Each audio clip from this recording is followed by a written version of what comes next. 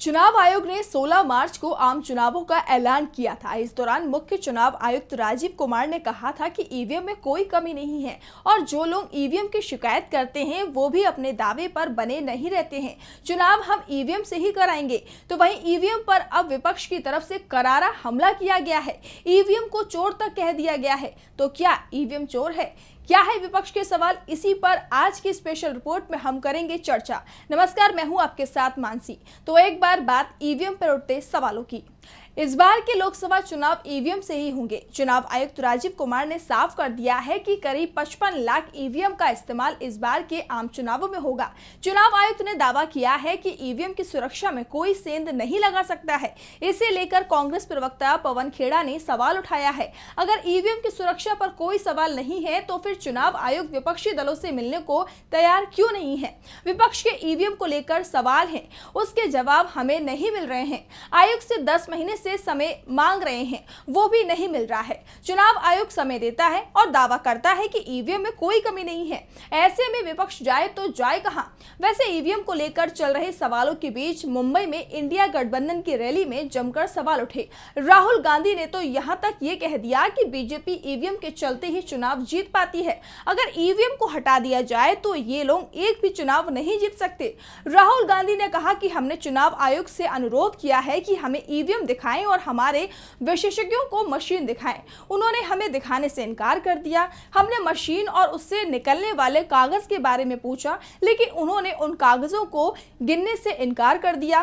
राजा की आत्मा ईवीएम में है। नरेंद्र मोदी का काम है आपका ध्यान हटाओ। दरअसल कांग्रेस की तरफ से लगातार मांग की जा रही है कि वीवीपैट की जो पर्ची है वो मतदाता को दी जाए और मतदाता उस पर्ची को बैलेट बॉक्स में डालें और बाद में इस पर्ची को गिना भी जाए, जिससे मतदाता को इस बात का भरोसा रहे कि उसने जिसे वोट दिया है उसका वोट उसी उम्मीदवार को गया है, साथ ही उसे गिना भी गया है। लेकिन चुनाव आयोग इसके लिए तैयार होता नहीं दिखाई दे रहा है।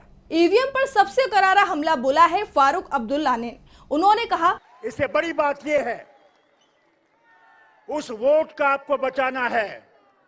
ये मशीन जो है ये चोर है। मेहरबानी करके उस मशीन को देखिएगा। जब आप अपना बटन दबाएं, जो कागज वहां से लिखेगा वो देखिए कि आपका वोट उसमें है या दूसरा वोट गया है। हमने बहुत शोर किया, कहा वापस कागज का लाओ, इस मशीन को हटाओ। मुझे उम्मीद है जब इंडिया गठबंधन की गवर्नमेंट आएगी उसमें यह मशीन खत्म हो जाएगी। और दूसरी बात होगी कि इलेक्शन कमीशन जो है वो आजाद हो जाएगा, वो मुक्त हो जाएगा।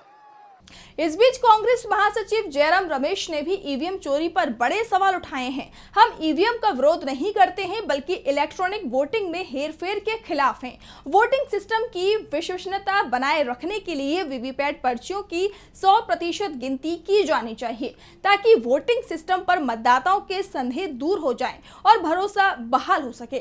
कांग्रेस नेता ने कहा कि हम वोटिंग मशीनों में हेरफेर के खिलाफ हैं क्योंकि कुछ पार्टियों को लगता है कि वोटिंग मशीनों में हेरफेर किया जा सकता है। जयराम रमेश ने कहा कि चुनाव आयोग को हमारे सवालों के जवाब देने चाहिए, लेकिन आयोग ने अभी तक इस मुद्दे पर विपक्षी दलों के साथ चर्चा भी नहीं की है। दरअसल पिछले दिनों सामाजिक संगठन और कांग्रेस नेता दिग्विजय सिंह ने अलग अलग ईवीएम को लेकर डेमो दिखाए थे और बताया था कि ईवीएम से किस तरह से वोट को चोरी किया जा सकता है। मतदाता सिर्फ ईवीएम मशीन पर जाकर बटन दबाता है, वीवीपैट में पर्ची देखता है और चला जाता है, लेकिन इस दौरान बड़ा खेल हो जाता है। वोट किसे गया है ये वोटर तय नहीं कर रहा है बल्कि मशीन में डाला गया एक सॉफ्टवेयर तय कर रहा है और सॉफ्टवेयर के साथ छेड़छाड़ हो सकती है। यानी पीएम मोदी जो चुनाव अभी तक जीते हैं वो जनता के वोट से नहीं जीते हैं बल्कि उन्हें ईवीएम के सॉफ्टवेयर ने चुनाव जिताया है। ऐसे में अब इंडिया गठबंधन की रैली में जिस तरह से ईवीएम को लेकर सवाल खड़े किए गए हैं उससे साफ है कि 2024 के बाद देश से ईवीएम की विदाई भी हो सकती है। एमपी के पूर्व सीएम दिग्विजय सिंह ईवीएम पर लगातार सवाल उठा रहे हैं। उन्होंने ईवीएम को धोखा बताया है। लोकसभा चुनावों की तारीखों के ऐलान के बाद उन्होंने ईवीएम को एक बार फिर अपने निशाने पर ले लिया है। उन्होंने ईवीएम को लेकर लेकर एक बार फिर से बीजेपी पर हमला बोला है। दिग्विजय सिंह ने कहा कि बीजेपी होशियारी के साथ जनता को धोखा देती है, ईवीएम से चीटिंग इस तरह से करती है कि कोई शक ही ना करे। दिग्विजय ने सवाल उठाते हुए कहा कि दिल्ली में आम आदमी पार्टी विधानसभा चुनाव में स्वीप करती है, लेकिन उससे कुछ समय पहले जब लोकसभा चुनाव होते हैं तो वही पार्टी तीसरे नंबर पर पहुंच जाती है, एक भी सीट नहीं मिल पाती है। इस तरह का परिणाम ईवीएम से ही आ सकता है। चुनाव आयुक्त ने प्रेस कॉन्फ्रेंस में विपक्ष पर तंज कसते हुए कहा था कि कई राज्यों में वो जीते भी हैं, जिसका जवाब देते हुए दिग्विजय सिंह ने कहा कि लोग मुझसे भी सवाल करते हैं कि हम लोग तेलंगाना और कर्नाटक में कैसे जीत गए, हिमाचल में कैसे जीत गए। तो इसका जवाब साफ है कि बीजेपी बड़ी होशियारी से विधानसभा सीटों और राज्यों को चिन्हित करते हैं, इसके बाद खेल करते हैं। ये लोग इसीलिए ऐसा करते हैं कि तमिलनाडु में बीजेपी को जिता दोगे तो वहां पोल नहीं खुल जाएगी, इनकी केरला में भी इन्हें जिता दोगे तो इनकी पोल नहीं खुल जाएगी। ईवीएम पर सवाल नहीं उठे, इसीलिए कुछ राज्यों में चुनाव निष्पक्ष करा दिए जाते हैं और जहां भी चुनाव निष्पक्ष होता है बीजेपी को वहीं पर हार मिल जाती है। विपक्ष के सवालों से साफ है कि अब ईवीएम के खिलाफ जल्द ही आर पार की लड़ाई शुरू होने वाली है। 2024 के चुनावों में अगर केंद्र में इंडिया गठबंधन की सरकार बनती है तो फिर ईवीएम की विदाई तय है। कांग्रेस और इंडिया गठबंधन के दूसरे दलों ने साफ कर दिया है कि सरकार बनते ही सबसे पहले ईवीएम को हटाया जाएगा, जिससे कोई भी दल इस मशीन का गलत इस्तेमाल नहीं कर सकेगा।